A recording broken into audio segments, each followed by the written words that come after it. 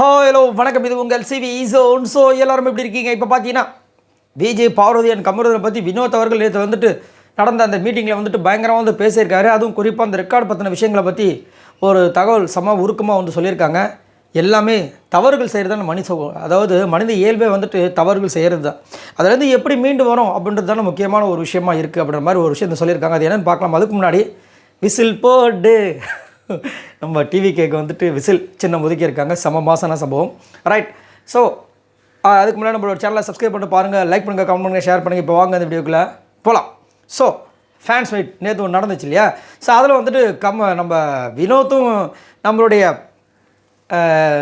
ஐயோ இன்னும் அதுங்களே பேரை மறந்துட்டுமே அமித் பார்கவ் என்னத்தை சொல்ல. ரைட்.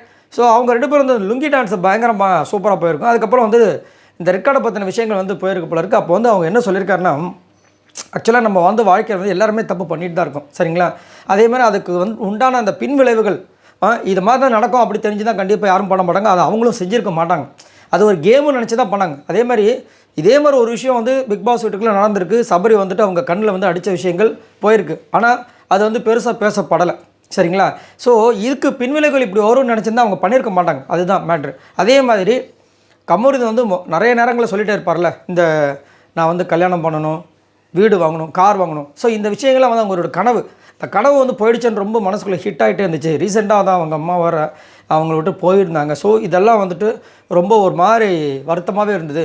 அதே மாதிரி தவறுகள் செய்வது இயல்பு, அதுலேருந்து மீண்டு வர்றது தான் வந்துட்டு ஒரு விஷயம். அது எப்படி மீண்டு வராங்க அப்படின்றது தான் விஷயம்.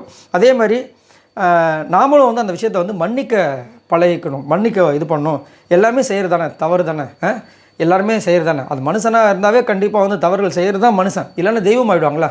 அந்த மாதிரி வந்து ரொம்ப அழகாக வந்து அந்த இதுக்கு வந்து நிறைய பேர் வந்து கருத்து தெரிவிக்கிற மாதிரி இவங்களும் வந்துட்டு சூப்பராக வந்து அவங்களுடைய முழு ஆதரவு வந்துட்டு நம்ம பார்வதி அண்ட் கமருதனுக்கு கொடுத்துருக்காங்க நம்ம கானா வினோத் அவர்கள். ரொம்ப அழகான ஒரு விஷயம். அதே மாதிரி வந்துட்டு ஒரு சில பேர் வந்துட்டு இன்னுமே வந்து கானா வினோத் அந்த விஜய் போகும்போது கமருதன்கிட்ட சொல்லியிருப்பாங்க, அதை வச்சே வந்துட்டு ஒரு கேமை விளாண்டுட்ருக்காங்க.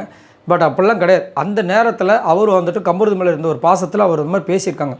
அதுக்கப்புறம் பார்த்தீங்கன்னா அவங்க இல்லாத நேரங்களில் வந்து கமருதன் பேரை வந்து பிக் பாஸ் ஒன்று அனௌன்ஸ் பண்ண அடுத்த நிமிஷமே எந்திரிச்சின்னு கையெல்லாம் தட்டுவாங்க, சரிங்களா? ஸோ அப்படின்னு இருக்கும்போது எல்லாருமே வந்து அந்த ஒரு எமோஷன். இப்போ என்னோடய நண்பர் வந்து வெளியே போகும்போது என் மைண்டுக்குள்ளே ஒரு விஷயம் எல்லாருமே வந்து சொல்லும்போது நானும் ஒரு விஷயம் சொல்கிறேன்னு சொல்லிட்டு அந்த மாதிரி சொன்னது தான்.